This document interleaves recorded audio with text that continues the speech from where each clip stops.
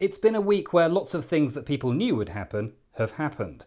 Our obvious, predictable and no shit Sherlock correspondent Jonathan Goodenough has more. Yes, that's right, this week we've learned that some reform candidates are racist, Donald Trump is a liar and Joe Biden is old. And by learned I do of course mean knew already. So what's this about reform? Well, in the least surprising news since horse-loving Princess Anne was injured by a horse, an undercover report has shown some reform candidates spouting some pretty unpleasant attitudes and language. How many candidates were involved? At this point, it might be easier to say how many weren't, as there are daily reports of candidates with dodgy social media histories, from singing Nazi songs as a child, to demonising immigrants, to cozying up to Trump, and oh, sorry, those are just things Nigel Farage has done. Lots of the candidates are much worse. What happened to the vetting? Well, Reform apparently spent money on a vetting platform without understanding that they had to input the information themselves, which is a bit like buying some flat pack furniture from IKEA, then not understanding 3 days later why you still don't have a table. Turning to the US now, before the first presidential debate, Joe Biden's team was hoping that a strong performance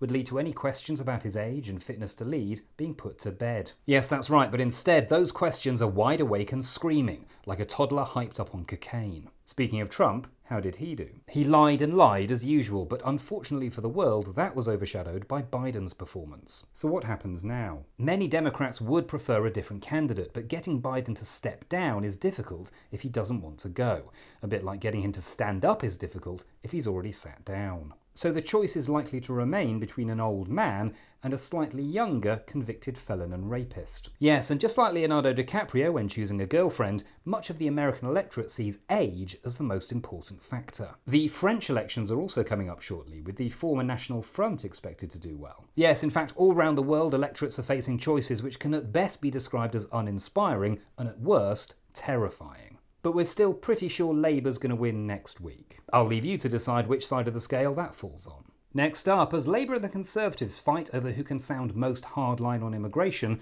we ask, has beating the far right by stealing their ideas ever worked in the past? And if not, might it actually work this time though?